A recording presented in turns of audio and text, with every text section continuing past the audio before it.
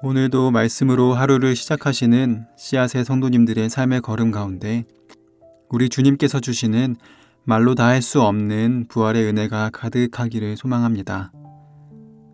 먼저 성령님의 임재와 도우심을 구하며 기도드리겠습니다. 살아계신 하나님, 이 시간 주님의 거룩한 말씀에 귀 기울이도록 우리를 도우사 우리가 진실로 깨닫게 하시고 깨달음으로 믿음에 이르게 하시며 믿음으로 신실함과 순종함에 이르게 하시어 우리의 하는 모든 일에서 하나님의 존귀와 영광을 구하게 하옵소서. 예수 그리스도의 이름으로 기도합니다. 아멘. 이제 하나님께서 오늘 우리에게 주신 말씀을 읽겠습니다. 먼저 구약 성경 시편 13편 5절의 말씀입니다. 당신이 즐겨 도우실 것에 대해 내 마음이 기뻐합니다.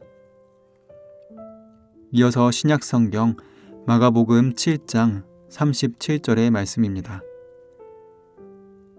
그들은 매우 놀라며 말하였다. 그가 이 모든 일들을 했으니 참 잘했다. 그가 듣지 못하는 자를 듣게 하고 말 못하는 자를 말하게 하였다.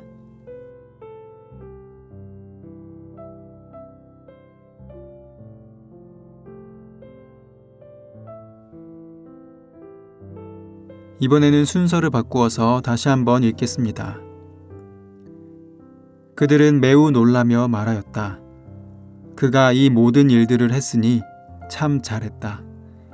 그가 듣지 못하는 자를 듣게 하고 말 못하는 자를 말하게 하였다.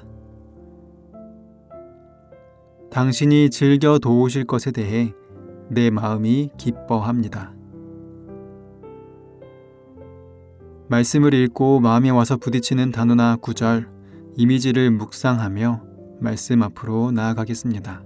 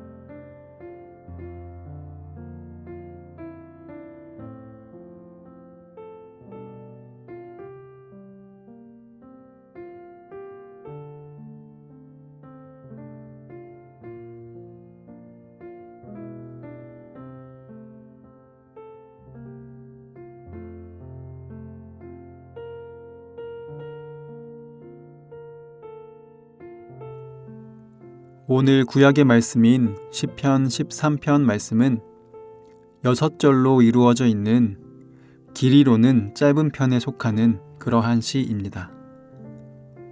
하지만 그 내용에 있어서는 짧은 길이의 시 안에 이 시를 지은 다윗의 마음이 입체적으로 잘 담겨 있는 마치 시편의 내용을 6절의 시로 압축해 놓은 것만 같은 그러한 시입니다. 이 시는 다윗이 하나님께 던지는 질문으로 시작됩니다. 하나님, 어느 때까지입니까? 라는 질문이 1절과 2절에 4번 들어 있습니다. 하나님, 어느 때까지 저를 잊으십니까? 하나님, 어느 때까지 주의 얼굴을 제게서 숨기시겠습니까? 하나님, 제가 어느 때까지 영혼이 번민하고 종이토록 마음에 근심하겠습니까? 하나님, 어느 때까지 원수가 저를 치며 자랑하겠습니까? 다윗은 이러한 4번의 질문을 통해 해결되지 않는 자신의 문제와 그로 인한 어렵고 힘든 상황을 하나님께 토로하고 있습니다. 이렇게 어려움을 호소하는 말로 시작하여 그 다음 3절과 4절에서는 내가 사망의 잠을 잘까? 나의 원수가 나를 이겼다 자랑할까? 내가 흔들릴 때 나의 대적들이 기뻐할까 두려우니 내게 응답하소서 하고 하나님께 도움을 요청하며 부르짖고 있습니다. 하지만 5절과 6절에 이르러서 다윗은 그런 상황에도 불구하고 나는 오직 주의 사랑을 의지하였으며 내가 주의 구원을 기뻐합니다. 내가 여호와를 찬송하니 이것은 주께서 내게 은혜를 베푸시기 때문입니다. 라고 하나님의 사랑에 대한 확고한 믿음을 고백하며 가장 높은 소리로 하나님을 찬양하기에 이릅니다. 탄원에서 믿음 고백 그리고 찬양으로 이어지는 마치 시편 전체를 6절의 시로 요약해 놓은 듯한 말씀입니다. 우리가 잘 알고 있는 것처럼 성경에서의 다윗은 그 인생이 참 입체적으로 그려지는 인물입니다. 집안의 막내로 존재감 없는 삶을 살다가 갑자기 왕으로 기름 부음 받고 또 골리앗을 무찌르는 화려한 등장을 합니다. 하지만 그 이후에 사울 왕에게 목숨이 노려져 도망자의 인생을 살죠. 그러나 그 후 이스라엘의 왕으로 왕궁을 건설하는 등 강력한 왕권으로 전성기를 누리기도 하지만 그 와중에 우리아의 아내를 범하는 죄를 짓기도 합니다. 또 그 이후 아들인 압살롬의 반역을 겪기도 하였죠. 이토록 입체적인 삶을 살았던 다윗의 삶 가운데 흔들리지 않는 고백은 바로 여호와 하나님이 나의 주님 되신다 하는 것입니다.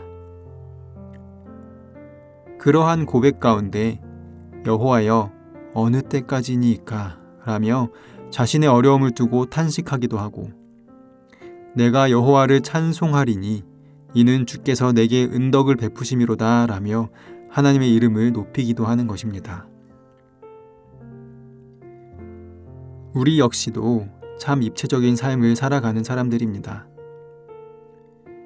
스스로 내 인생은 참 재미가 없어, 큰 어려움도 큰 성공도 없어 라고 하는 분이 계실지 모르지만 그러한 분이라도 그 인생의 이야기를 자세히 들어보면 그 안에 반드시 오르막과 내리막이 존재하는 입체적인 삶을 살아가고 있습니다.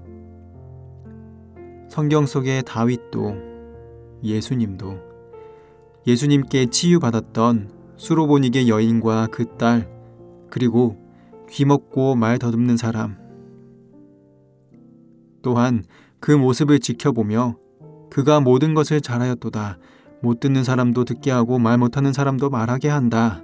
라며 소문을 내고 다녔던 평범한 사람들도 모두 단순하지 않은 입체적인 삶을 살아갑니다.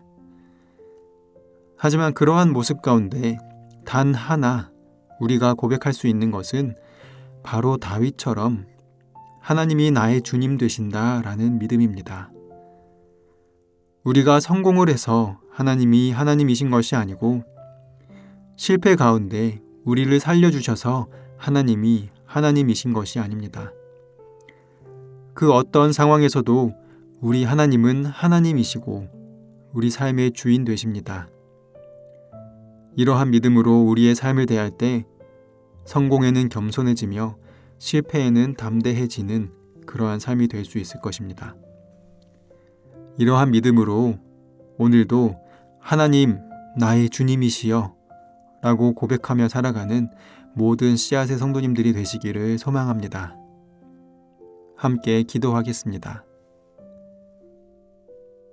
하나님 아버지, 저희가 살아가는 삶의 순간 가운데 때로는 절망적이고 앞길이 보이지 않는 상황에 처하기도 하고 또 때로는 너무나 평안하고 모든 일이 잘 풀리는 시절을 겪기도 합니다. 그러나 주님, 그 어떤 상황 가운데에도 단 하나의 고백, 이 삶을 세우시는 분이 주님이심을, 하나님이 나의 주님이심을 잊지 않게 하옵소서. 그리하여서 실패와 아픔 앞에 주님의 도우심을 구하며 무릎 꿇는 사람, 성공 앞에 주님께 감사의 고백을 올리며 무릎 꿇는 사람, 나아가 그 어떤 상황에서든 항상 믿음의 고백을 드리며 무릎 꿇고 주님 앞에 나아가는 사람이 되게 하옵소서. 감사드리며 예수 그리스도의 이름으로 기도합니다. 아멘. 계속해서 말씀 가운데 잠잠히 머무르며 주님의 음성에 귀를 기울이실 때 오늘 주님께서 주시는 말씀과 더불어 다음의 묵상 질문을 통해 주님의 말씀에 집중하시면 좋겠습니다. 첫째, 여러분의 삶 가운데 가장 큰 낙담과 실패의 순간, 그리고 가장 큰 성공의 순간은 언제였나요? 둘째, 그 실패와 성공의 순간 가운데 여러분은 어떤 하나님을 만나고 또 그 하나님께 어떤 고백을 올려드렸나요? 이러한 질문과 말씀으로 주님의 음성에 귀 기울이겠습니다.